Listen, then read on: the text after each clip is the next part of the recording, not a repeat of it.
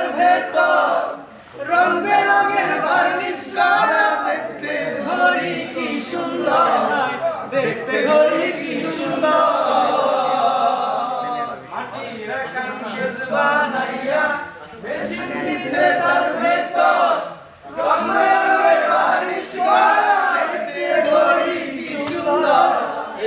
ঘড়ি কি সুন্দর দেহ ঘড়ি 14 তালা তার ভিতরে 10টি তালা দেহ ঘড়ি 14 তালা তার ভিতরে 10টি তালা 9টি খোলা 1টি বন্ধ